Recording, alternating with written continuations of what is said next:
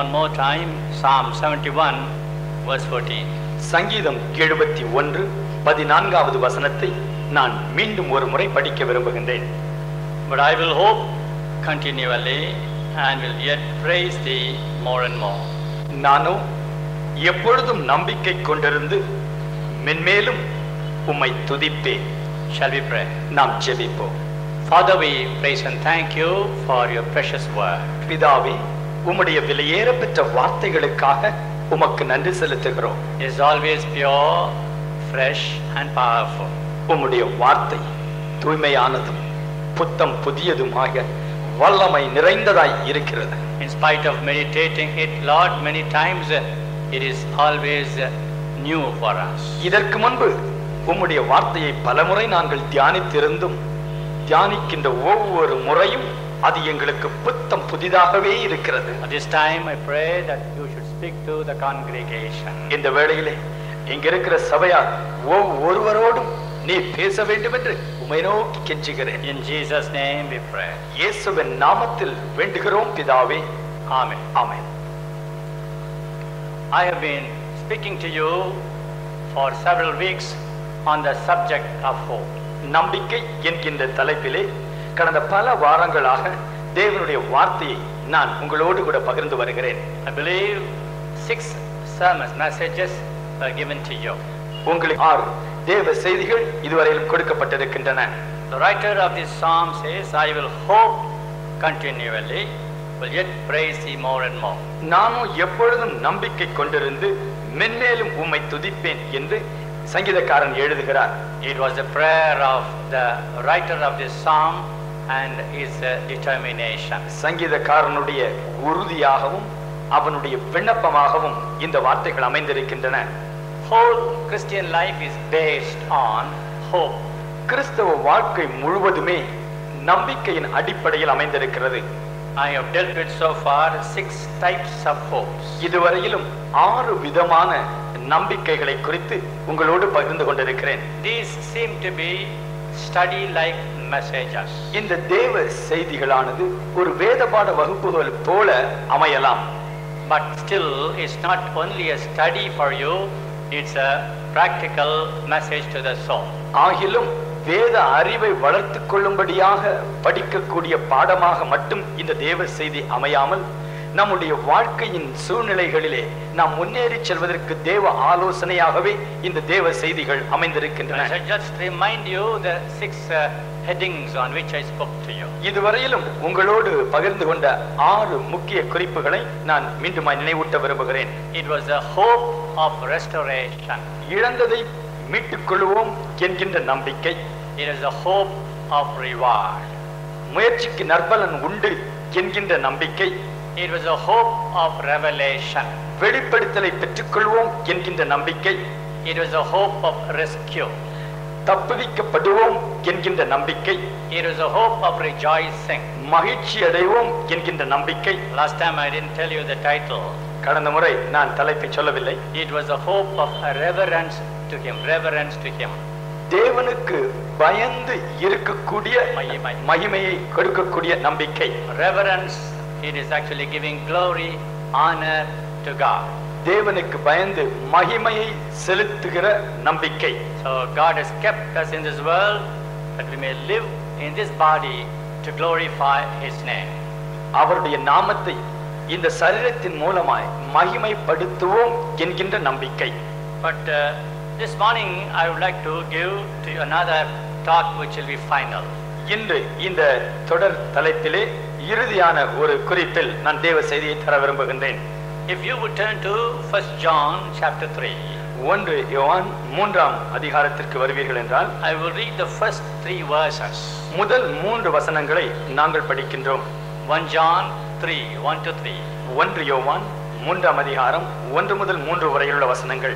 Behold, what manner of love the Father hath bestowed upon us, that we should be called the sons of God. Therefore the world knoweth us not, because it knew him not. நாம் தேவனுடைய பிள்ளைகள் என்று அழைக்கப்படுவதினாலே பிதாவானவர் நமக்கு பாராட்டின அன்பு எவ்வளவு பெரிதென்று பாருங்கள். உலகம் அவரை அறியாதபடியினாலே நம்மையும் அறியவில்லை. Beloved, now are we the sons of God, and he doth not yet appear what we shall be. But we know that when he shall appear, we shall be like him, for we shall see him as he is. பிரியமானவர்களே, இப்பொழுது தேவனுடைய பிள்ளைகளாய் இருக்கிறோம். இனி எவ்விதமாய் இருப்போம் என்று இன்னும் வெளிப்படவில்லை. ஆகிலும் அவர் வெளிப்படும் பொழுது அவர் இருக்கிற வண்ணமாகவே நாம் அவரை தரிசிப்பதினால் அவருக்கு ஒப்பாய் இருப்போம் என்று அறிந்திருக்கின்றோம். And every man that hath this hope in him purifieth himself even as he is pure. அவர் மேல் இப்படிப்பட்ட நம்பிக்கை வைத்திருக்கிறவன் எவனும் அவர் சுத்தமுள்ளவராய் இருக்கிறது போல தன்னையும் சுத்திகரித்துக் கொள்ளுகிறான். This is another kind of hope that we believers have in our hearts. நம்முடைய இருதயத்திலே விசுவாசிகளாகிய நாம் கொண்டிருக்கக்கூடிய இன்னொரு வகையான நம்பிக்கையை குறித்து இங்கே சொல்லப்பட்டிருக்கிறது. Third verse says, every man that hath this hope in him purifieth himself as he is pure. மூன்றாம் வசனம் சொல்லுகிறது, அவர் மேல் இப்படிப்பட்ட நம்பிக்கை வைத்திருக்கிறவன் எவனும் அவர் சுத்தமுள்ளவராய் இருக்கிறது போல தன்னையும் சுத்திகரித்துக் கொள்ளுகிறான். You read here this hope. இப்படிப்பட்ட நம்பிக்கை. This is also one of the hopes about which the writer of Psalm 71 says, I hope continually and yet praise him more and more. இப்படிப்பட்ட நம்பிக்கை என்று சொல்லப்படுகிற இந்த நம்பிக்கையும் சங்கீதம் 71:14 சங்கீதக்காரன் சொல்லக்கூடிய நானோ எப்பொழுதும் நம்பிக்கை கொண்டிருந்து என்று சொல்லக்கூடிய அந்த பட்டியலுக்குள் ஒன்றாக அமைந்திருக்கிறது. I would call it the hope of resemblance unto the Lord. தேவ சாயலாகவே தோன்றுகின்ற நம்பிக்கை என்று இந்த நம்பிக்கையை அழைக்க விரும்புகிறேன். The subject over which we commenced culminates here, resemblance with Jesus. நாம் நம்பிக்கை என்ற தலைப்பிலே இந்த வேத வசனத்தை தியானிக்க துவங்கினோம். அது வளர்ந்து வளர்ந்து இப்பொழுதோ தேவ சாயலாக இயேசுவின் சாயலாக மாறுவோம் என்கின்ற நம்பிக்கையில் முடிவடைகிறது. The previous verse says, when he shall appear, we shall be like him. அவர் வெளிப்படும் பொழுது நாம் அவருக்கு ஒப்பாய் இருப்போம் என்று அறிந்திருக்கிறோம். My mind couldn't comprehend this small sentence, we shall be like him, for we shall see him as he is. அவர் இருக்கிற வண்ணமாகவே நாம் அவரை தரிசிப்பதினால் அவருக்கு ஒப்பாய் இருப்போம் என்று அறிந்திருக்கிறோம் என்கின்ற அந்த வார்த்தைகளை படிக்கும் பொழுது என் மனம் அதன் ஆழத்தை கிரகித்துக் கொள்ள முடியவில்லை. This tiny brain of every human being cannot think, cannot meditate, cannot even accept it, the resemblance to Jesus Christ. இயேசுவின் சாயலுக்கு ஒப்பாய் இருப்போம் என்கின்ற அந்த நிலையை மனிதனுடைய சின்ன மூளை அது புரிந்து கொள்ள முடியவில்லை, விளங்கிக் கொள்ள முடியவில்லை, கிரகித்துக் கொள்ள முடியவில்லை. The first thought that came to me was, who are we after all, and who is our Lord Jesus Christ? போயும் நாம் யார்? ஆண்டவராகிய இயேசு கிறிஸ்து அவர் எப்படிப்பட்டவர்? He is the Son of God, the creator of the whole universe. அவர் தேவகுமாரன், அண்ட சராசரங்களை உருவாக்கியவர். His glory, his wisdom, his power are all incomprehensible. அவருடைய மகிமை, அவருடைய வல்லமை, அவருடைய ஞானம் இவைகள் அத்தனையும் நாம் யாருக்குமே ஒப்பிடப்பட முடியாத அளவிற்கு அவர் உயர்ந்த நிலையில் இருப்பவர். Above all, we can never think of his holiness. எல்லாவற்றுக்கும் மேலாக அவருடைய பரிசுத்த நிலையின் உச்சகட்டத்தை நாம் நினைத்து கூட பார்க்க முடிவதில்லை.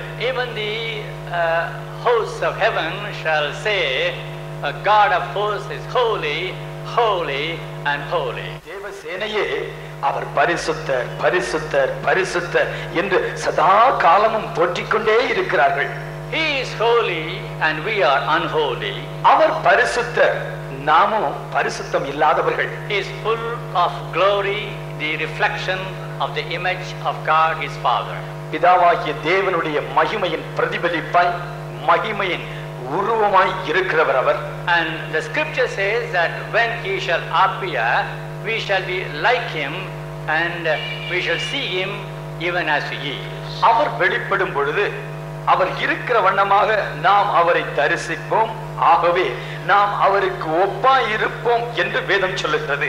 Listen, கவனியுங்கள். and every man that has this hope in him, that is to say, may not be all people have this hope. அவர் மேல் இப்படிப்பட்ட நம்பிக்கையை வைத்திருக்கிறவன் எவனும் என்று எழுதப்பட்டிருக்கிறது. அதிலிருந்து இந்த நம்பிக்கை எல்லாருக்குள்ளும் இருப்பதில்லை என்பதை அறிய முடிகிறது. If you just look to somebody who is on the road and say this very deep truth, he would not believe it. சாலையிலே போகிற ஒரு மனிதனை பார்த்து இந்த ஆழமான சத்தியத்தை சொல்வீர்கள் என்றால் அவன் புரிந்து கொள்ள முடியாமல் தடுமாறுவான். Even among the Christian folk, the believers also will not be able to understand that we would be like Jesus. தேவனை அறிந்த கிறிஸ்தவர்கள் மத்தியிலும் விசுவாசிகள் மத்தியிலும் கூட என்ன நாம் அவரை போல இருப்போமா என்று அவர்கள் அப்படியே ஆச்சரியப்பட்டு கேட்பார்கள். The Bible doesn't say we would be like so and so, the servant of God, the saint of God. இன்னார் இன்னார் இந்த தேவ ஊழியரை போல, இந்த தேவனுடைய பரிசுத்தவானை போல நாம் இருப்போம் என்று வேதாகமம் சொல்லவில்லை. Bible doesn't say that we will be like an angel. ஒரு தேவதூதனை போல நாம் மாறுவோம் என்றும் வேதாகமம் சொல்லவில்லை. If that be so, we would say, okay, it may be true. ஒருவேளை தேவதூதன் அளவுக்கு இருப்போம் என்று சொன்னால் நம்முடைய மனதும் கூட பரவாயில்லை, அந்த அளவுக்கு போகலாம் என்று சொல்லும். But the scripture says we shall be like him and we shall see him. வேதம் சொல்லுகிறது நாம் அவரை தரிசிப்போம், அவருக்கு ஒப்பாய் இருப்போம். Now the question is whether we are in the group where we read here, every man had this hope in him. இப்பொழுது நமக்கு முன் வரக்கூடிய கேள்வி என்னவென்றால், இப்படிப்பட்ட நம்பிக்கை வைத்திருக்கிறவன் எவனும் என்று சொல்லப்பட்டிருக்கக்கூடிய அந்த குழுவுக்குள் நாம் இருக்கிறோமா என்பதுதான்.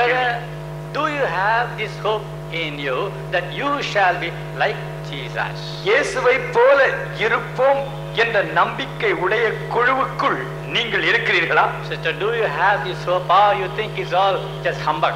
சகோதரனே சகோதரியே, இந்த நம்பிக்கை உங்களுக்குள் இருக்கிறதா? இல்லாவிட்டால் ஏதோ ஒரு பிதற்றல் என்று நினைத்துக் கொண்டிருக்கிறீர்களா? People might think that's all foolishness to think that we should be like Jesus. பொதுவான மக்கள் நினைக்கலாம் இயேசுவை போல நாம் இருப்பதா, இதெல்லாம் மதியீனம் என்று அவர் நினைக்கலாம். True, it is incomparable. True, he is unique in every respect. உண்மையிலேயே இயேசு ஒவ்வொரு அம்சத்திலும் விசேஷித்தவர், மற்றவர்களோடு ஒப்பிட முடியாத அளவுக்கு உயர்ந்தவர்.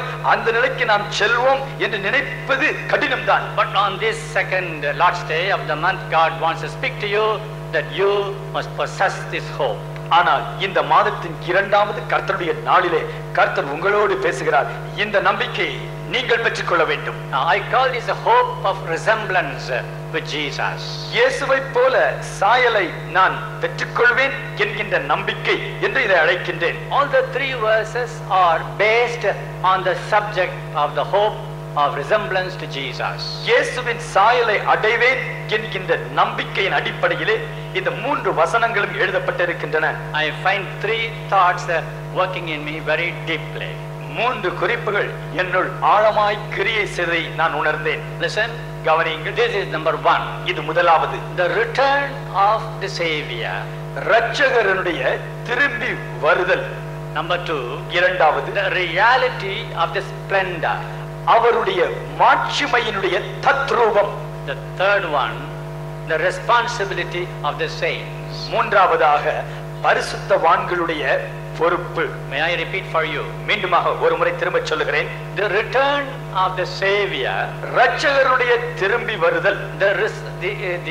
the reality of the splendor, அவருடைய மகிமையின் மாட்சிமையினுடைய தத்ரூபம், and the responsibility of the saints of God. பரிசுத்தவான்களுடைய பொறுப்பு, உத்தரவாதம். All these three thoughts are around the hope of resemblance with Jesus. இந்த மூன்று குறிப்புகளுமே இயேசுவின் சாயலை அடைவேன் என்கின்ற நம்பிக்கையோடு இணைக்கப்பட்டிருக்கிறவைகள். If there is no return of Jesus second time, there is no thought of hope of resemblance. இயேசுவின் இரண்டாம் வருகை என்று ஒன்று மட்டும் இல்லாமல் இருக்கும் என்றால் அவருடைய சாயலில் மாறுவேன் என்று கொள்ளக்கூடிய நம்பிக்கைக்கு வழியே இல்லை. If there is no reality of the splendor, the glory of the face of Jesus, there is no point in the hope. இயேசுவின் முக சாயலினுடைய அந்த மாட்சிமையை, மகத்துவத்தை தத்ரூபமாய் உண்மையாய் நாம் அனுபவிப்போம் என்கிற நிச்சயம் இல்லாவிட்டால் இங்கே நமக்கு நம்பிக்கையே இல்லை. And mere realization of it would not help us unless you take your responsibility in it. அவர் வரப்போகிறார், அவருடைய சாயல் கிடைக்க போகிறது என்று நினைத்துக் கொண்டிருப்பது மட்டும் போதாது, நம்முடைய பொறுப்பை, உத்தரவாதத்தை நாம் முழுமையாய் எடுத்து நிறைவேற்ற வேண்டும். Let me go bit by bit today. நான் கொஞ்சம் கொஞ்சமாய் இதை விவரித்து சொல்லட்டும்.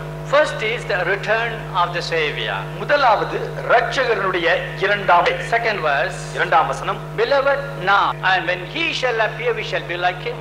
அவர் வெளிப்படும் பொழுது நாம் அவரைப் போல் இருப்போம். And what a great joy to say today about the return of the Savior and to take the church from the earth. இரட்சகரின் இரண்டாம் வருகையை நினைத்து அவர் சபையை எடுத்துச் செல்ல போகிறார் என்று நினைக்கும் பொழுது எவ்வளவு மகிழ்ச்சி உண்டாகிறது. Christians are today living on this earth with this lively hope. இந்த ஜீவனுள்ள நம்பிக்கையோடு இந்த பூமியிலே இன்று கிறிஸ்தவர்கள் வாழ்ந்து வருகிறார்கள். If the return of Jesus is not in the mind of the believers, there's no point in gathering like this, worshiping like this, singing songs. இயேசுவின் இரண்டாம் வருகை என்பதை குறித்து விசுவாசியுடைய மனதிலே ஒரு இடம் இல்லாவிட்டால் இப்படி கூடி வருவது வீண், பாடுவது வீண், ஆராதிப்பது வீண். Our Lord Jesus Christ shall definitely return when he shall appear. அவர் வெளிப்படும் பொழுது என்று வேத வசனம் சொல்லுகிறது. ஆகவே நம்முடைய ஆண்டவராகிய இயேசு கிறிஸ்து நிச்சயமாய் அவர் திரும்ப வருவார். As the writer John tells the return of the Savior, he points out two words, that is now and the word when he shall appear. இரட்சகரின் இரண்டாம் வருகையை குறித்து யோவான் எழுதும் பொழுது இரண்டு வார்த்தைகளை பயன்படுத்துகின்றார். முதலாவதாக இப்பொழுது என்கின்ற வார்த்தையை பயன்படுத்துகிறார். இரண்டாவதாக அவர் வெளிப்படும் போது என்கின்ற வார்த்தையை பயன்படுத்துகிறார். I always read the Bible very carefully, letter by letter, word by word. நான் வேதாகமத்தை படிக்கும் பொழுது ஒவ்வொரு வசனத்தையும், ஒவ்வொரு சொற்றொடரையும், ஒவ்வொரு வார்த்தையையும் கவனித்து படிப்பேன். Now we are the sons of God. இப்பொழுது தேவனுடைய பிள்ளைகளாய் இருக்கிறோம். That's a present state. இது நிகழ்காலத்தை காட்டுகிறது. And he says we don't know how we shall be hereafter. இனி எவ்விதமாய் இருப்போம் என்று இன்னும் வெளிப்படவில்லை. The present state and the future state are set there. நிகழ்காலத்தினுடைய நிலைமையை குறித்தும் வரும் காலத்தினுடைய நிலைமையை குறித்தும் இங்கே சொல்லப்பட்டிருக்கிறது. But now we are the sons of God. இப்பொழுது நாம் தேவனுடைய பிள்ளைகளாய் இருக்கிறோம். And we don't know who we shall be, how shall we be.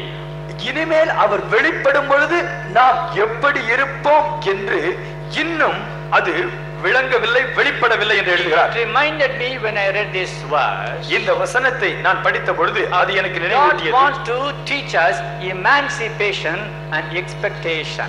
ஆண்டவர் நமக்கு விடுதலையையும் எதிர்பார்ப்பையும் கற்றுக் கொடுக்க விரும்புகிறார். When you read the word now, I felt like talking to you emancipation from sin. இப்பொழுது என்கின்ற வார்த்தையை படிக்கும் பொழுது பாவத்திலிருந்து விடுதலை ஆவதை குறித்து நான் உங்களோடு பேச விரும்புகிறேன். And then when I read when he shall appear, I feel like talking to you our expectation. அவர் வெளிப்படும் போது என்கின்ற வார்த்தையை படிக்கின்ற வேளையிலே எதிர்பார்ப்பை குறித்து உங்களோடு பேச விரும்புகிறேன். Glory to God. தேவனுக்கு மகிமை உண்டாவதாக. Now we are the sons of God. இப்பொழுது நாம் தேவனுடைய பிள்ளைகளாய் இருக்கிறோம். Oh, my joy knows no bound when I think we are the sons of God, daughters of God. நான் தேவனுடைய குமாரரும் தேவனுடைய குமாரத்திகளாய் இருக்கிறோம் என்பது நினைக்க நினைக்க மனம் குதூகலம் அடைகிறது. If somebody would say that he was a son of the president George Bush, United States. அமெரிக்க ஐக்கிய நாடுகளுடைய ஜனாதிபதியாய் இருக்கக்கூடிய ஜார்ஜ் புஷ் அவருடைய மகன் என்று யாராயும் ஒருவர் தன்னை குறித்து சொல்வார் என்றால் what a joy you would have, God. அவருக்கு எவ்வளவு சந்தோஷம் இருக்கும். Supposing a person says I am the son of the president of India. இந்தியாவினுடைய ஜனாதிபதியுடைய மகன் என்று ஒருவர் சொல்வார் என்றால் I am the son of a daughter of the a Prime Minister of India, இந்தியாவினுடைய பிரதம மந்திரியினுடைய மகள் என்று ஒருவர் சொல்வார் என்றால், I think you can't control them. அவருடைய மகிழ்ச்சியை நீங்கள் கட்டுப்படுத்தவே முடியாது. The thought of the sonship is so big in the heart that they walk on the road in a different way from others. நான் அவருடைய பிள்ளை பிள்ளை என்று நினைக்க அவர்கள் சாலையிலே நடக்கின்ற விதமே வித்தியாசமா இருக்கு. They feel like having authority, they feel like having power, they feel like having to do anything as they like. அவர்கள் அதிகாரம் உடையவர்களாக, எதையும் செய்யக்கூடிய வல்லமை உடையவர்களாக, எதையும் முடிக்க முடியும் என்ற தோரணையிலே நடப்பார்கள். The son of so and so, so and so. ஏனென்றால் கின்னார் கின்னாருடைய மகன் நான் என்று சொல்லுவார்கள். Brethren, I say to you that we are the sons, we are the daughters of God. சகோதரரே, நான் உங்களுக்கு சொல்ல விரும்புகிறேன், நீங்களும் நானும் தேவனுடைய குமாரர்களும் தேவனுடைய குமாரத்திகளுமாய் இருக்கின்றோம். This is the present state of us. இது நாம் இப்பொழுது இருக்கின்ற நிலையை காட்டுகிறது. You are higher than the daughter and the son of any prime minister of any country. எந்த தேசத்தினுடைய ஜனாதிபதியாய் பிரதம மந்திரியாய் இருக்கக்கூடியவருடைய மகனை காட்டிலும் மகளை காட்டிலும் தேவனுடைய குமாரனாய் இருக்கிற, தேவனுடைய குமாரத்தியாய் இருக்கிற நீங்கள் பெரியவர்கள். Lift up your hands and say hallelujah. சந்தோஷமா கை வைத்தலாமே. ஹalleluya. When you walk on the road, go like that. Daughter of God, நான் தேவனுடைய குமாரத்தி என்று நடக்க, son of God, நான் தேவனுடைய மகன் என்று நடக்க வேண்டும். Somebody would ask you, who are you, brother? யாராயிலும் உங்களை பார்த்து நீங்கள் யார் என்று கேட்டால், I'm a poor faith based servant of God. நான் ஏழை பாழ விசுவாசத்திலேயே வாழ்றேங்க. Faith would only laugh when you say that. இந்த மாதிரி சொன்னா பக்கத்துல இருக்கிற விசுவாசம் இவங்கிட்ட மாட்டிக்கிட்டனே என்று கண்ணீர் விடும். Some people have an introduction of themselves. I'm a faith worker. I'm a faith worker. சிலர் சொல்வார்கள், நான் விசுவாசத்துல தாங்க வாழ்க்கையை ஓட்டுறேன்.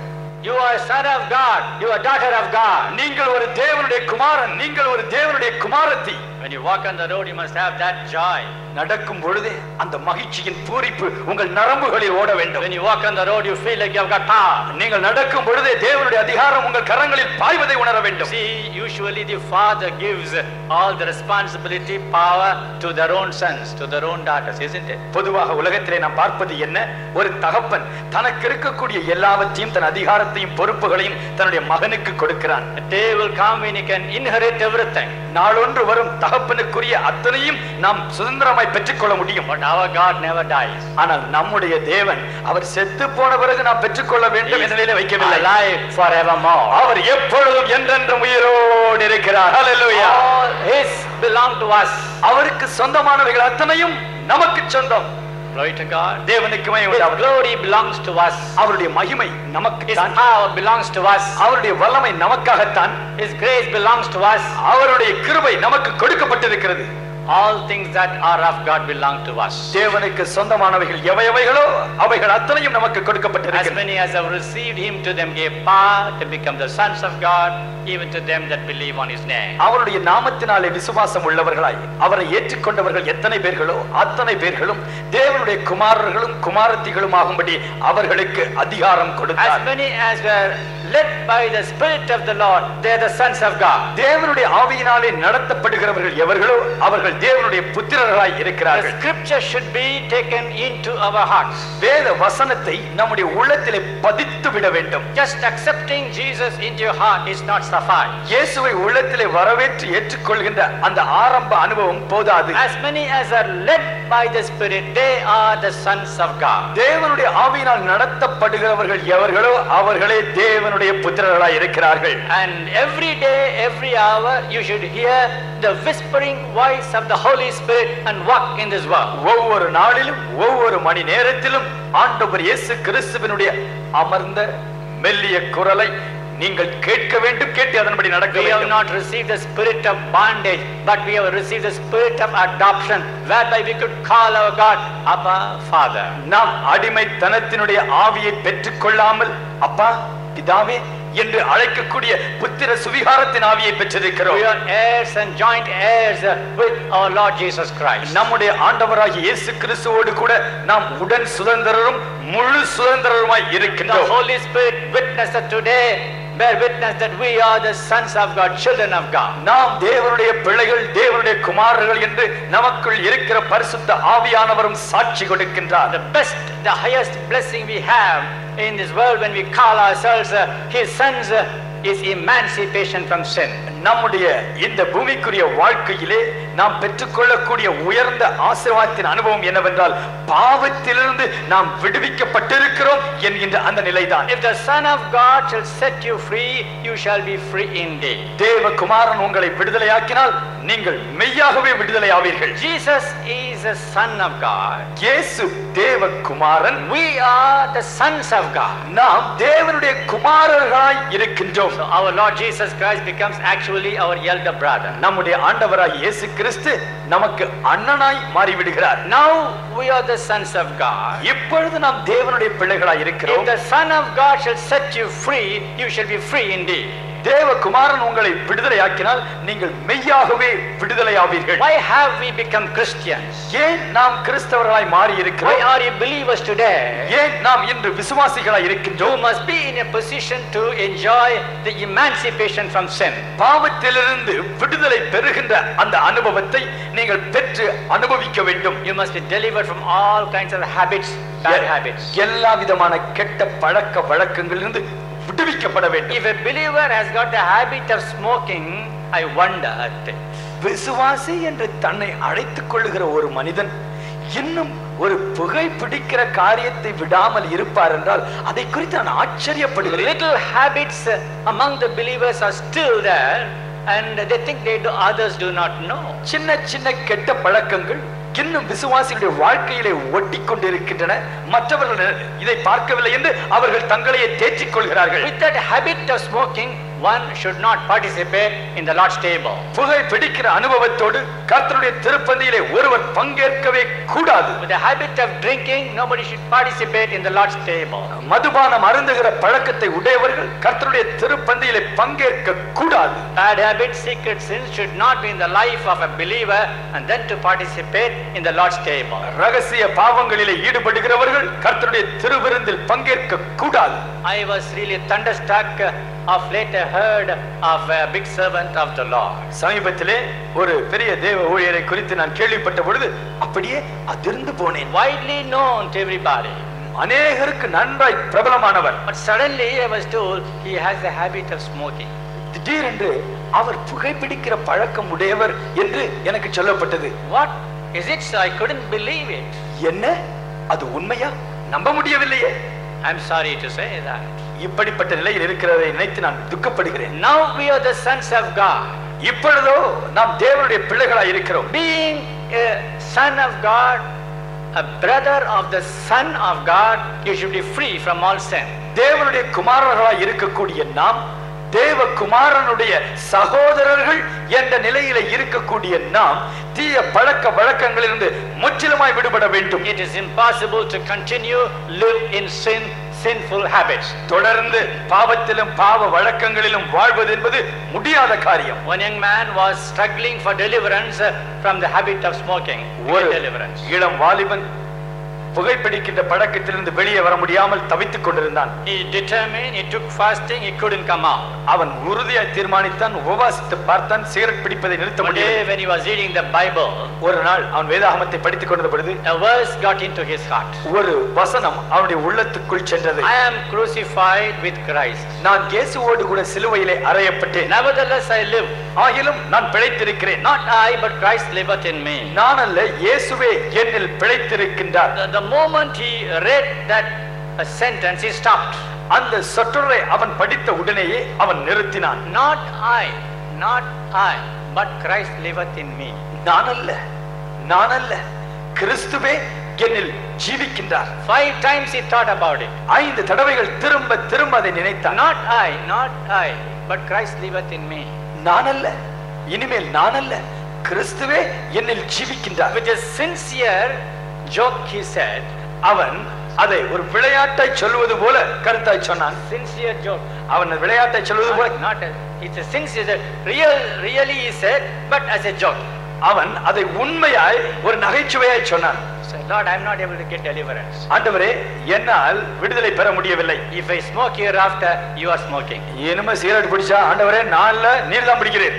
Such a great worry, responsibility, fear and joke, everything mingled together. அதிலே பயம், மரியாதை, நம்பிக்கை, எதிர்பார்ப்பு எல்லாம் சேர்ந்து வந்தது. I tried my best, I couldn't leave it. ஆண்டவரே, நான் எவ்வளவோ முயற்சி பண்ணி பார்த்தேன், என்னால விட முடியல. So you are living in me. நீர் எனக்குள்ளே இருக்கிறீர். If I smoke, not I. இனிமே சிகரெட் பிடிச்சா நான் இல்ல ஆண்டவரே. I tell you honestly, உண்மையா சொல்லுகிறேன், that was the day of deliverance for him. அந்த நாள் அவனுக்கு விடுதலையின் நாளாய் அமைந்தது. Hallelujah. Christ liveth in me. கிறிஸ்து எனக்குள் ஜீவிக்கிறார். Now we are the sons of God, having emancipation from sin. இப்பொழுது தேவனுடைய பிள்ளைகளாக பாவத்திலிருந்து நாம் விடுதலை பெற்றிருக்கின்றோம். And thank God we are not only with that standard, we have an expectation. நாம் பாவத்திலிருந்து விடுதலை பெறுகின்ற அந்த அளவில் மட்டுமல்ல, ஒரு பெரிய எதிர்பார்ப்புடையவர்களாய் வாழ்ந்து கொண்டிருக்கிறோம். He says, when he shall appear, we do not know how we shall be. அவர் வெளிப்படும் பொழுது நாம் எவ்விதமாய் இருப்போம் என்று இன்னும் விளங்கவில்லை. We have one expectation. நமக்கு ஒரு எதிர்பார்ப்புண்டு. A great expectation. மாபெரும் எதிர்பார்ப்பு. The wonderful expectation. அற்புதமான எதிர்பார்ப்பு.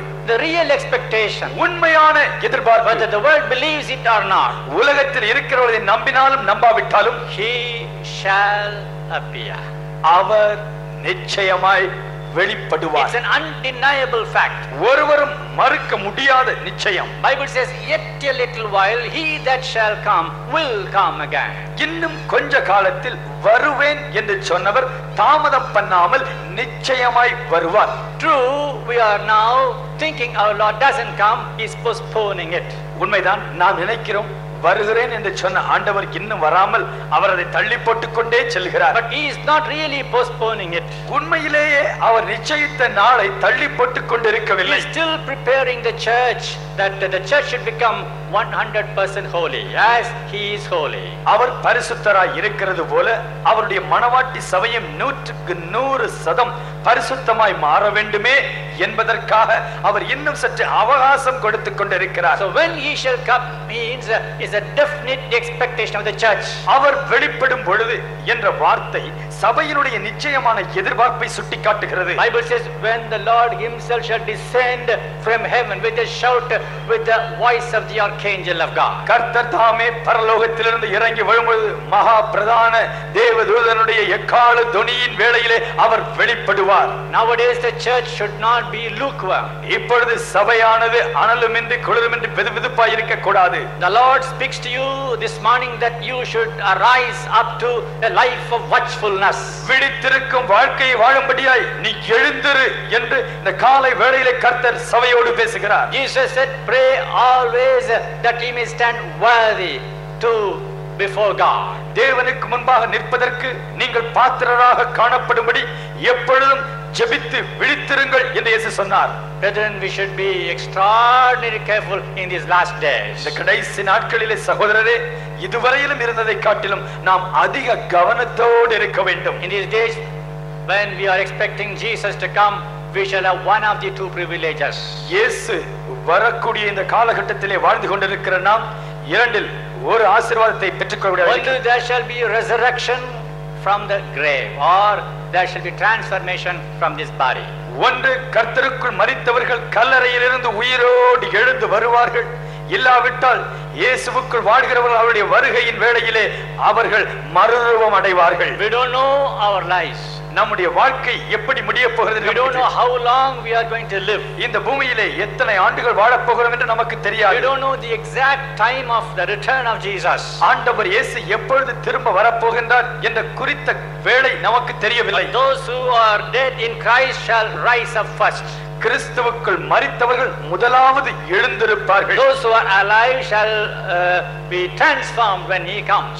அவர் வரும் பொழுது உயிரோடு இருக்கிறவர்களும் அவரோடே கூட எடுத்துக் கொள்ளப்படுவார்கள். Every one of us should understand it, accept it. நாம் ஒவ்வொருவரும் இதை ஏற்றுக்கொண்டு சரியாய் புரிந்து கொள்ள வேண்டும். Whether it's resurrection or transformation, உயிர்த்தெழுதலோ இல்லாவிட்டால் மறுரூபம் அடைதலோ, but the condition to have these two privileges is the life in Christ Jesus. ஆனால் இந்த இரண்டு காரியங்களும் நடப்பதற்கு நிபந்தனை ஒன்றே ஒன்று, கிறிஸ்துவுக்குள் வாழ வேண்டும். Our life should be in Christ. கிறிஸ்துவுக்குள் நம்முடைய வாழ்க்கை இருக்க வேண்டும். I was thinking a bit yesterday about the life in Christ. Listen.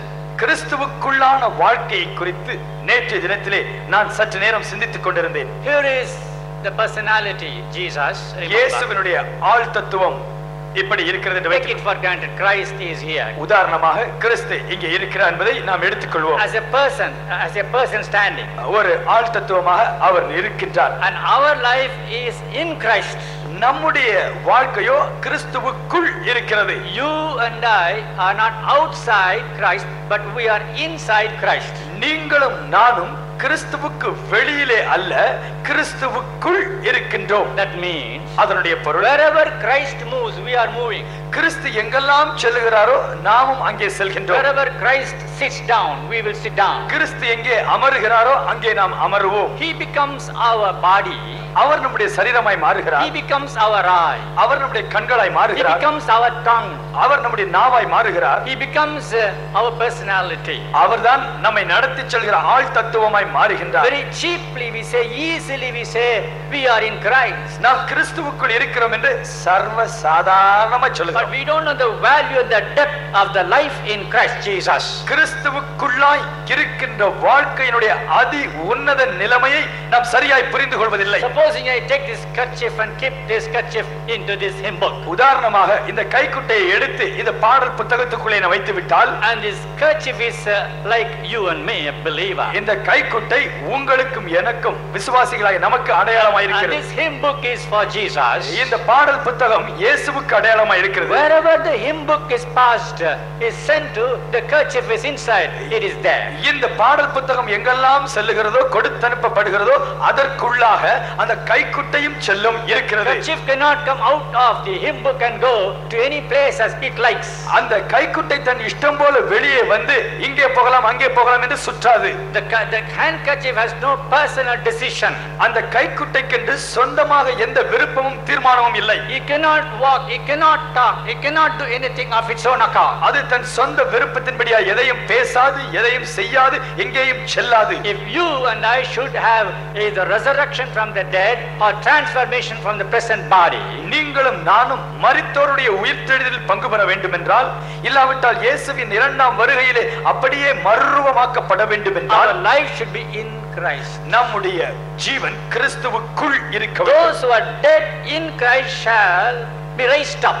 கிறிஸ்துவுக்குள் மரித்தவர்கள் உயிரோடு எழுப்பப்படுவார்கள். Similar way, அதைப் போலவே those who are in Christ shall be transformed. கிறிஸ்துவுக்குள் வாழ்கிறவர்களும் அவருடைய வருகையின் வேளையிலே மறுரூபமாக்கப்பட்டு எடுத்துக்கொள்ளப்படுவார்கள். All believers may not be transformed. எல்லா விசுவாசிகளும் அவர்கள் மறுரூபமாக்கப்பட்டு எடுத்துக்கொள்ளப்பட The போவதில்லை. return of Jesus is a certainty. இயேசு கிறிஸ்துவின் இரண்டாம் வருகை நிச்சயமே. The return of Jesus is an undeniable fact. இயேசு கிறிஸ்துவினுடைய வருகை மறுக்கப்பட முடியாத ஒரு உண்மை. Yet a little while he that shall come will come. இன்னும் கொஞ்ச காலத்திலே வருவேன் என்று சொன்னவர் தாமதம் பண்ணாமல் வருவார். And if you and I should be in it, we should live in Christ. நீங்களும் நானும் அவரோடு செல்ல வேண்டும் என்றால் இந்த வாழ்க்கையிலே கிறிஸ்துவுக்குள் வாழ May வேண்டும். the Holy Spirit help you to understand and live in Christ always. பரிசுத்த ஆவியானவர் இதை புரிந்து கொண்டு நீங்கள் எப்பொழுதும் கிறிஸ்துவுக்குள் வாழ உங்களுக்கு உதவி செய்வாராக. The second thought that came to me from this passage is இந்த பகுதியிலே எனக்கு கொடுக்கப்பட்ட இரண்டாவது குறிப்பு, the reality of the splendor. அவருடைய மாட்சிமையின் மகத்துவத்தினுடைய தத்ரூப நிலைமை. You read the second verse again. இரண்டாம் வசனத்தை மீண்டுமாய் பாருங்கள். When he shall appear, we shall be like him, for we shall see him as he is. அவர் வெளிப்படும் போது அவர் இருக்கிற வண்ணமாகவே நாம் அவரை தரிசிப்பதினால் அவருக்கு ஒப்பாய் இருப்போம் என்று அறிந்திருக்கிறோம். The reason why I told you the reality of the splendor is அவருடைய மகத்துவத்தினுடைய தத்ரூபம் உண்மை நிலை என்று நான் சொன்னதனுடைய காரணம், that we shall be like Jesus. நாம் இயேசுவை போலவே. What is this? What is இது this? என்ன? Who am I after all? போய் நான் யார்? What is my education? என்னுடைய படிப்பு என்ன? What is my intelligence? என்னுடைய புத்தி கூர்மை என்ன? What is my filthy life? என்னுடைய வாழ்க்கை எவ்வளவு படுமோசம். What is my powerlessness? எனக்கு ஒண்ணுமே செய்யறதுக்கு திராணி இல்ல. What is my weakness? என்னுடைய தாழ்மை நிலைமை மிக We மோசம். can go on say about us. இப்படி நம்மை குறித்து எத்தனையோ காரியங்களை உண்மையாய் சொல்லலாம். But the reality of the splendor is we shall be like Jesus. அவருடைய மகத்துவத்தின் உண்மை நிலை என்னவென்றால் நாம் அவரைப் போல சாயலிலே மாறிவிடும். Unimaginable, கொஞ்சம் கூட அதை சரியாய் கற்பனை செய்ய முடியவில்லை. unworthy we are to think of it. அந்த நிலைமைக்கு மாற்றப்படுவதற்கு சற்றேனும் தகுதியற்றவர்கள். I felt like saying to you, நான் உங்களிடத்தில் இப்படியே சொல்ல வேண்டும் என்று it நினைக்கிறேன். is something like linking the east and the west. வெவ்வேறு திசையில் இருக்கக்கூடிய கிழக்கையும் மேற்கையும் இணைப்பது போல. Is it possible? இது முடியுமா? Suppose somebody comes and tells you one day a miracle had happened. ஒரு நாள் வந்து உங்களிடத்தில் ஒரு அற்புதம் நடந்தது என்று ஒருவர் சொன்னால், God has linked east and west. கிழக்கு திசையையும் மேற்கு திசையும் தேவன் இணைத்து விட்டார் என்று சொன்னால், God has linked north and west. ஆண்டவர் அங்க இருக்கிற வடக்கையும் தெற்கையும் அவர் இணைத்து விட்டார். East and west means we can believe things, we can understand. ஒருவேளை கிழக்கு இல்லாவிட்டால் தெற்கு என்று சொன்னால் கிழக்கு மேற்கு. Because we in the globe we start from the east, go around, you call it west, you come back to the east again. ஏனால் நாம் பொதுவாக பூகோள உருண்டையை பார்க்கும் பொழுது கிழக்கிலிருந்து துவங்கி மேற்கு பகுதிக்கு வருகின்றோம். But west and north is impossible to be connected. ஆனால் வடக்கு தெற்கு அப்படி அல்ல. It is something like that we are like Jesus. நாம் இயேசுவை போல மாறுகிறோம் என்று சொல்லும் பொழுது it is something like that. இப்படியாக இணைக்கப்பட முடியாத இரண்டு துருவங்கள் இணைக்கப்படுவது. One second you think, one second. இதை சற்று யோசித்து பாருங்கள். Close your eyes. கண்களை மூடுங்க. Just think one second. ஒரு நொடி யோசித்து பாருங்கள். I am going to be like Jesus. நான் இயேசுவை போலவே இருக்க போகிறேன். The devil should surely whisper in your ear. பிசாசு நிச்சயமா உங்கள் காதுகளிலே சொல்லுவான், நீயா? You? இயேசு போலயா? You are going to be like Jesus? இருக்க போறியா? What? You're kidding. பைத்தியம். You're a joker. You're a lunatic. பைத்தியம், சரியான பைத்தியம். You're just a madman. The devil will whisper in our ears. பிசாசு நம்முடைய செவிகளிலே சொல்லுவான், we shall be like Jesus. Hallelujah. நாம் இயேசுவை போலவே இருப்போம். Now I'll explain to you. நான் இதை உங்களுக்கு சொல்லுகிறேன். God created the world beginning in his creation. ஆதியிலே தேவன் இந்த பூமியை உருவாக்கினார். I go step by step, you will understand that. இதை கொஞ்சம் கொஞ்சமாய் சொல்லுகிறேன், கவனியுங்கள். In creation God wanted us to be like him. அவர் நம்மை சிருஷ்டித்த பொழுது நாம் அவருடைய சாயலிலே இருக்க வேண்டும் என்று தேவன் விரும்பினார். In confirmation also he made us like him. நாம் அவருக்குள் ஸ்திரப்படும் பொழுது அந்த வேளையிலும் நாம் அவரை போல மாற வேண்டும் என்று விரும்பினார். In consummation, that is to say at the end of our life we shall be like him. நம்முடைய வாழ்க்கையினுடைய முடிவிலும் நாம் அவரை போல இருக்க வேண்டும் என்று விரும்பினார். I'll explain to you how it is. நான் இதை உங்களுக்கு விவரித்து சொல்கிறேன். When God created man in the beginning, ஆதியிலே தேவன் மனிதனை சிருஷ்டித்த பொழுது Bible says he created man in his own image, and female and male created he them. தேவன் மனிதனை தேவ சாயலாகவே சிருஷ்டித்தார், ஆணும் பெண்ணுமாக தேவன் அவர்களை சிருஷ்டித்தார் என்று வேதாகமம் சொல்லுகிறது. God did not create man like any animal. இருந்த எந்த மிருகத்தினுடைய ஜாடையிலே தேவன் மனிதனை சிருஷ்டிக்கவில்லை. God did not create man like a bird of the air. ஆகாயத்து பறவையின் சாயலிலே தேவன் மனிதனை சிருஷ்டிக்கவில்லை. God created man in his own image. தேவன் தம்முடைய சொந்த சாயலிலே மனிதனை If சிருஷ்டித்தார். anybody wants to see God, they can see God only in man, in man's image. யாராயிலும் ஒருவர் தேவனுடைய சாயலை காண வேண்டும் என்றால் அவர்கள் மனிதனை பார்க்க வேண்டும். But man has lost that image because of his sin. மனிதன் பாவம் செய்ததன் நிமித்தமாக தேவ சாயலை இழந்து போனான். And he lost it because of 3 sins. 3 விதமான பாவங்களை செய்து அவன் தேவ சாயலை இழந்தான். Lust of the flesh, lust of the eye, and the pride of life. கண்களின் இச்சை, மாம்சத்தின் இச்சை, ஜீவனத்தின் பெருமை. Satan went to Eve and showed him the tree and the apple of the tree. ஏவாளிடத்திலே சாத்தான் சென்று அங்கிருந்த கூடிய விருட்சத்தையும் அந்த விருட்சத்தின் கனியையும் காட்டினான். If you read Genesis 3:6, you will know. ஆதியாகமம் 3:6 படித்தீர்கள் என்றால் புரிந்து கொள்வீர்கள். The tree was good to eat of it. அந்த விருட்சம் புசிப்புக்கு நல்லதாய் இருந்தது. And it was also beautiful to look at. அது பார்வைக்கு இன்பமாய் அழகாய் இருந்தது. And also it is to make him wise. புத்தியை தெளிவாக்க கூடியதாய் இருந்தது. The lust of the flesh is found there. இந்த 3 காரியங்களிலே மாம்சத்தின் இச்சை சொல்லப்பட்டிருக்கு. The lust of the eye is found there. கண்களின் இச்சை சொல்லப்பட்டிருக்கு. The pride of life were there. ஜீவனத்தின் வாழ்க்கையின் பெருமை சொல்லப்பட்டிருக்கிறது. First of all, to have good food, and it's for the flesh. நல்ல ருசியான பழம் என்று நினைத்த உடனே அது மாம்சத்தின் இச்சையை காட்டுகிறது. It is covetable lust of the eye. அழகான பழம் என்ற அந்த சொற்றொடர் கண்களின் இச்சையை காட்டுகிறது. And to make one wise means gets the pride of life. புத்தியை தெளிவாக்கும் என்ற உடனே அது வாழ்க்கையின் பெருமை நிலைமையை காட்டுகிறது. Adam and Eve failed in that respect and committed disobedience. ஆதாமும் ஏவாளும் இந்த மூன்று விதங்களில் படுதோல்வி அடைந்தார்கள். And so they lost the image of God. அது நிமித்தம் தேவ சாயலை இழந்து விட்டார்கள். Our Lord Jesus Christ came to the world. நம்முடைய ஆண்டவராய் இயேசு கிறிஸ்து இந்த பூமிக்கு வந்தார். To restore man back to the image of God. ஆதியிலே மனிதன் இழந்து போன அந்த தேவ சாயலை அவனுக்கு மீண்டும் தரும்படியாய் வந்தார். And that's why Jesus again conquered these three kinds of sins and able to give us deliverance to mankind. ஆகவேதான் ஆண்டவர் இயேசு கிறிஸ்து ஆதி மனிதன் எந்த மூன்று விதமான பாவங்களில் தோல்வியுற்றானோ அதே மூன்று காரியங்களை அவர் ஜெயித்தார். Although you find this record in Matthew and Luke, மத்தேயுவிலும் லூக்காவிலும் இது எழுதப்பட்டிருந்தாலும் in Luke it is written orderly. லூக்காவிலே சரியான ஒழுங்கில் எழுதப்பட்டிருக்கிறது. First of all, the devil went to Jesus Christ and said, make these stones bread. முதலாவது சாத்தான் இயேசுவிடத்திலே சென்று இந்த கற்களை அப்பமாய் மாற்றி சாப்பிடும். That's the lust of the flesh. அது மாம்சத்தின் இச்சைக்காக ஒரு காரியத்தை செய்வது. He took him to the exceeding high mountain and showed the world and the glory thereof.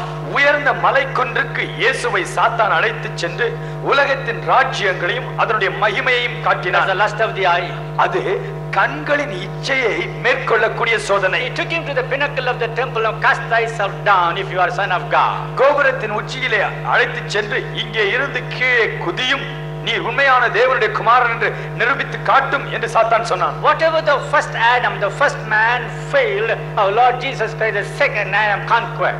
ஆதி மனிதனாகிய ஆதாம் எந்த மூன்று காரியங்களிலே அவன் படுதோல்வி அடைந்தானோ அந்த மூன்று காரியங்களிலேயும் பின்பு வந்த இரண்டாம் ஆதாமாகிய இயேசு மகத்தான வெற்றியை பெற்றார். If you will ask Jesus, Lord, why that temptation came and why you conquered it? ஆண்டவர் இயேசுவை பார்த்து, ஆண்டவரே, இந்த மூன்று விதமான சோதனைகள் உமக்கு வந்தது ஏன், அதை எப்படி மேற்கொண்டீர் என்று கேட்டார். He would certainly say to restore the image of God back to mankind. அவர் நிச்சயமாய் சொல்லுவார், மனிதன் ஆதியிலே இழந்த தேவ சாயலை திரும்ப அவனுக்கு கொடுக்கும்படியாகவே அதே மூன்று பாவங்களை நான் ஜெயித்தேன் என்று சொல்லுவார். Do you understand me? நான் சொல்வது புரிகிறதா? Oh, it's wonderful. இது மிக அருமையான காரியம். That is actually the splendor that we should be realizing within ourselves. நமக்குள்ளாக நாம் மனதிலே எடுத்து மகிழ வேண்டிய மகத்துவம் இதுதான். The reality of the splendor of the hope of the resemblance of Jesus Christ is the marvelous deliverance where Jesus conquered the devil but the first Adam failed.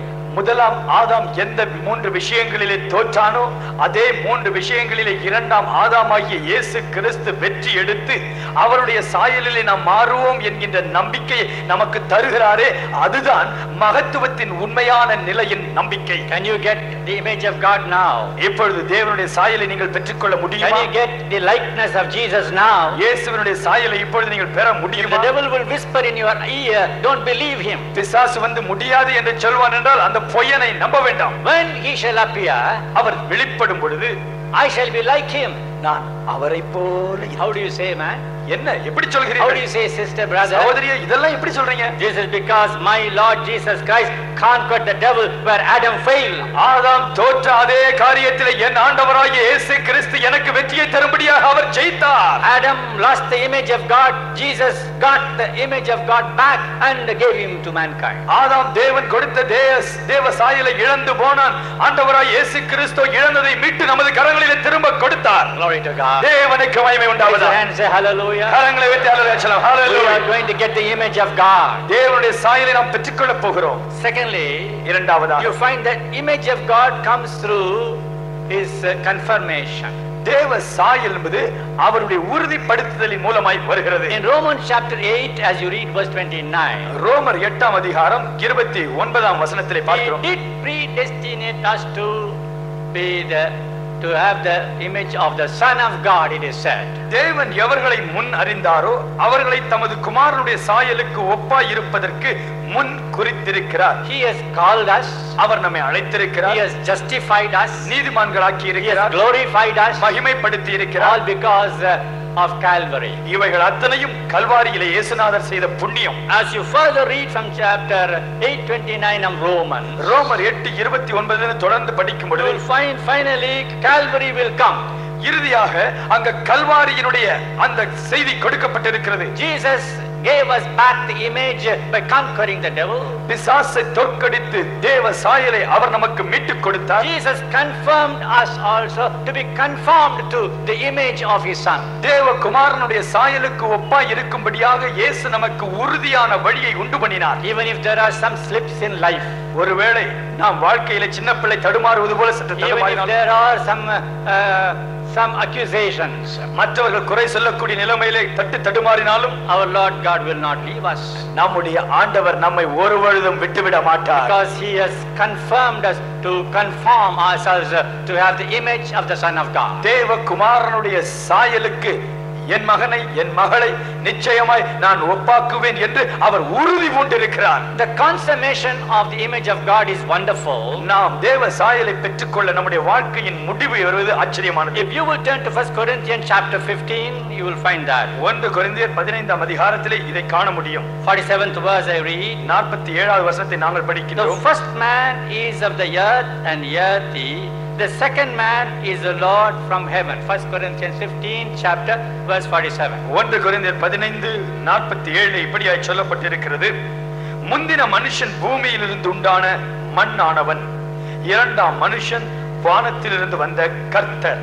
And you find 49th verse. 41. As we have borne the image of earthy, we shall also bear the image of heavenly. மேலும் மண்ணானவனுடைய சாயலை நாம் அணிந்திருக்கிறது போல வானவருடைய சாயலையும் அணிந்து கொள்ளுவோம். When will it happen? இது எப்பொழுது நடக்கும்?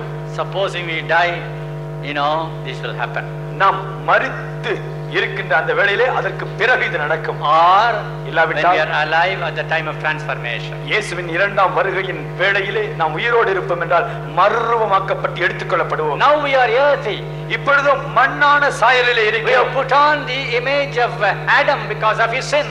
நாம் ஆதாமனுடைய சாயலை, அவனுடைய பாவத்தின் விளைவுகளை இப்பொழுது பெற்றிருக்கிறோம். But because of the second man, second Adam, Jesus, இரண்டாவது ஆதாமாகிய இரண்டாவது மனிதனாகிய இயேசுவின் who was not earthly but heavenly, அவர் மண்ணான மனிதர் அல்ல, அவர் விண்ணிலிருந்து இறங்கி since வந்தவர். he came from heaven, அவர் விண்ணிலிருந்து இறங்கி we வந்தபடியால் shall put on the heavenly image. நாம் விண்ணவருடைய சாயலை, அந்த பரலோக சாயலை அணிந்து கொள்வோம். Hallelujah. Hallelujah. What a reality of the splendor that we are going to have. நாம் இந்த மகத்துவத்தை அணிந்து கொள்ள போகிறோம் என்கின்ற உண்மை நிலைமை நம்முடைய உள்ளத்தை எப்படி குதூகலமடைய And செய்கிறது. how many of you have really understood what I said?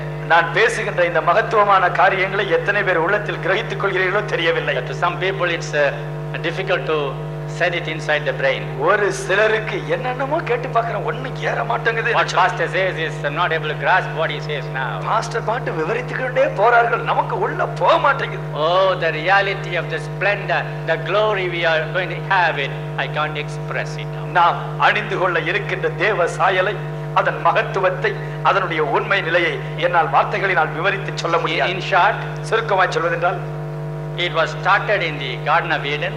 Gethsemane தோட்டத்திலே, ஏதேன் தோட்டத்திலே இந்த காரியம் துவங்கியது. It was worked out well at Calvary. அது கல்வாரியிலே அழகாக ஸ்திரமாய் செய்யப்பட்டது. It shall end when we die or when we are transformed. நாம் மரிக்கும் பொழுது, இல்லாவிட்டால் இரண்டாம் வருகையில் எடுத்துக்கொள்ளப்படும் பொழுது இது நிறைவேறுகிறது. There's a beginning, there's a midway, there's a final chance. ஒரு துவக்க நிலை உண்டு, இறுதியிலே உறுதிப்படுத்தப்பட்ட நிலை உண்டு, கடைசியாக நடுவிலே உறுதிப்படுத்தப்பட்ட நிலை, இறுதியிலே அது அழகாய் முடிகின்ற நிலை. The last one relating to the hope. இந்த நம்பிக்கை குறித்து கடைசியாய் ஒன்றை சொல்ல விரும்புகிறேன். Every man has this hope, purifieth himself as he is pure. அவர் மேல் இப்படிப்பட்ட நம்பிக்கை வைத்திருக்கிறவன் எவனும் அவர் சுத்தமுள்ளவராய் இருக்கிறது போல தன்னையும் சுத்திகரித்துக் கொள்கிறான். Here comes the responsibility of the saints. இங்கேதான் பரிசுத்தவான்களுடைய பொறுப்பு, உத்தரவாதம் வருகிறது. First two verses are good, fine, beautiful, joyful. முதல் 2 வசனங்களையும் படிக்கும் பொழுது ஆண்டவர் இதெல்லாம் செய்து வைத்திருக்காரா என்று கேட்க கேட்க அப்படியே சந்தோஷம். I am the son of God. We are all sons of God. We are all daughters of God. Hallelujah, hallelujah. நான் தேவனுடைய குமாரன், நான் தேவனுடைய குமாரத்தி, தேவனுடைய சாயலை அணிந்து கொள்ள போகிறேன். அல்லேலூயா. And when he shall appear, I will be like him. Thank you, Lord. Thank you, Lord. அவர் வெளிப்படும் பொழுது அவரை போல இருக்க போகிறேன். அல்லேலூயா. The third verse is மூன்றாவது the வசனம் responsibility of the saints. ஒவ்வொரு பரிசுத்தவானுடைய உத்தரவாதம் இங்கே சொல்லப்பட்டிருக்கிறது. Every man had this hope shall purify himself as he is pure. அவர் மேல் இப்படிப்பட்ட நம்பிக்கை வைத்திருக்கிறவன் எவனும் அவர் சுத்தமுள்ளவராய் இருக்கிறது போல தன்னையும் சுத்திகரித்துக் கொள்கிறான். As he is pure. அவர் சுத்தமுள்ளவராய் இருப்பது போல. The standard of perfection is not the standard of a church. பரிசுத்தத்தினுடைய அளவுகோல் எந்த ஒரு சபையினுடைய அனுபவமும் அல்ல. The standard of perfection is not the standard of a saint. பரிசுத்தத்தின் அளவுகோல் எந்த ஒரு பரிசுத்தவான் அடைந்த அந்த அளவல்ல. The standard of perfection is the standard of the holiness of Jesus. பரிசுத்தத்தின் அளவு உண்மையிலேயே இயேசுவின் பரிசுத்தமாகவே இருக்கிறது. Who did no sin, the Bible says. பாவம் அறியாத அவர். Who there was no guile in his mouth. அவருடைய வாயிலே வஞ்சனை இல்லை. And when he was reviled, he reviled not. அவரை மற்றவர்கள் திட்டிய பொழுது அவர் திரும்பி திட்டவில்லை. When he suffered, he threatened not. அவர் பாடுபட்ட பொழுது மற்றவர்களை பயமுறுத்தவில்லை. He was blameless and harmless. அவர் எந்த விதமான குற்றம் சுமத்தப்படாதவரும் எந்த விதமான தவறும் செய்யாதவரும். Separate from sinners, the Bible says. வேதாகம் சொல்லுகிறது அவர் பாவிகளிடத்திலிருந்து பிரித்தெடுக்கப்பட்ட வாழ்க்கையை. When you think of the responsibility of the saints of God, நாம் தேவனுடைய பரிசுத்தவானுடைய உத்தரவாதம் என்று நினைக்கும் பொழுது the standard of perfection should not be forgotten. இந்த பரிசுத்தத்தினுடைய பூரண நிலைமையின் அளவை ஒருபொழுதும் நாம் மறந்துவிடக் கூடாது. One thought struck me when I was meditating. நான் தியானித்த பொழுது ஒரு எண்ணம் என் மனதிலே பதிந்தது.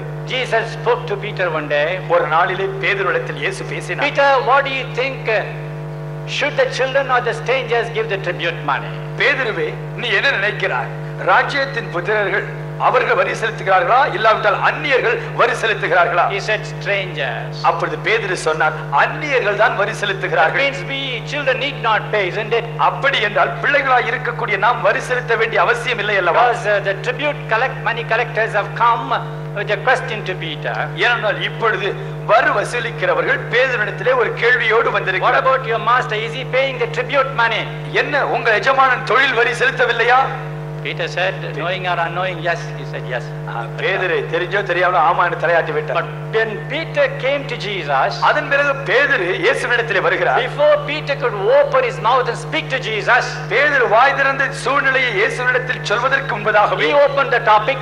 இயேசுவே அதை துவக்குகிறார். And he said one word. அவர் ஒரு வார்த்தை சொன்னார். I love that word very much. அந்த வார்த்தையை அதிகமாய் விரும்புகிறேன். He said, notwithstanding lest we should offend them. ஆகிலும் நாம் அவர்களுக்கு இடரல் உண்டாக்காமல் இருப்பதற்காக. You go to the sea and cast your hook and get the first fish, open its mouth, find a silver money, pay it for you and pay it for me. நீ கடலுக்கு சென்று தூண்டிலை போடு, அதில் அகப்படுகிற முதல் மீனை எடுத்து அதன் வாயை திறந்து பார், அதற்குள் இருக்கக்கூடிய வெள்ளி காசை எடுத்து உனக்காகவும் எனக்காகவும் வரி செலுத்து என்றார். The standard of perfection of Jesus was, இயேசு கிறிஸ்துவின் பரிசுத்தத்தின் அளவு எப்படிப்பட்டது? notwithstanding lest we should offend them, means ஆகிலும் நாம் அவர்களுக்கு இடரல் உண்டாக்காமல் இருப்பதற்காக. That means our Lord Jesus went beyond holiness. ஆண்டவராய் இயேசு கிறிஸ்து பரிசுத்தம் என்கின்ற அளவை காட்டிலும் சற்று உச்சகட்டத்துக்கு beyond law.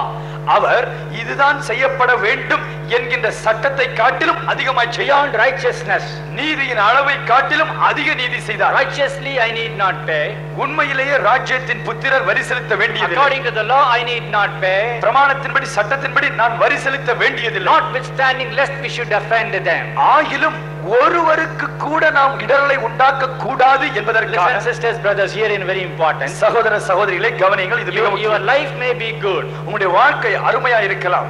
Your life may be holy to yourself. உங்களுடைய வாழ்க்கை உங்களுடைய பார்வையின் அளவின்படி பரிசுத்தமாக இருக்கலாம். Your conscience may also give witness. உங்களுடைய மனசாட்சியும் நீங்கள் குற்றமற்றவர் என்று சொல்லலாம். But ஆகிலும் if you examine your life carefully, உங்களுடைய வாழ்க்கையை நீங்கள் கவனமாய் ஆராய்ந்து பார்ப்பீர்கள். there may be one action, one thought, one word which may be offending somebody. உங்களுடைய ஒரு வார்த்தை, உங்களுடைய ஒரு எண்ணம், ஒரு செயல் மற்றவர்களுக்கு இடரலை உண்டாக்கி இருக்கலாம். Your way of life, your style of dress, your way of appearance. உங்களுடைய எல்லாரும் கண்களை மூடிச்சு வைப்போம். Look to God. ஆண்டவரை நோக்கி பாருங்க. 1 minute, let us stand. ஒரு நிமிஷம் எல்லாரும் எழுந்து நின்று ஜெபிப்போம். Commit ourselves to the last study of the series of studies I was giving. நம்பிக்கை என்ற தலைப்பிலே இன்று நாம் தேவ சாயலை அடைவோம் என்கின்ற இந்த குறிப்போடு முடிக்கின்றோம். It is the hope of resemblance. இது தேவ சாயலிலே மாறுவோம் என்கின்ற நம்பிக்கை. The return of the Savior. இரட்சகருடைய இரண்டாம் வருகை. The reality of the splendor. மகத்துவத்தினுடைய உண்மை நிலை. The responsibility of the saint. பரிசுத்தவான்களுடைய உத்தரவாதம். When I go from this place, when you go from this place, இந்த இடத்தை விட்டு என்று நீங்கள் செல்லும் பொழுது, நாம் செல்லும் பொழுது, I who have got the hope of the return of Jesus, இயேசுவின் இரண்டாம் வருகை குறித்த நம்பிக்கையுடைய நான், I who have got the hope of the splendor I'm going to enjoy, நான் அனுபவிக்க போகின்ற மகத்துவத்தை குறித்த உண்மை நிலையை கொண்டிருக்கிற நான், I shall keep myself pure as Jesus is pure. இயேசு பரிசுத்தராய் இருக்கிறது போல நான் என்னை பரிசுத்தமாய் காத்துக்கொள்வேன். As Jesus is pure. இயேசு பரிசுத்தராய் இருப்பது போல. As Jesus is pure. இயேசு பரிசுத்தராய் இருப்பது போல. Say it again. வாய் திறந்து சொல்லுங்கள். Lord, ஆண்டவரே, let me be as pure as Jesus is. இயேசு பரிசுத்தராய் இருப்பது போல நானும் பரிசுத்தமாய் இருக்கட்டும்.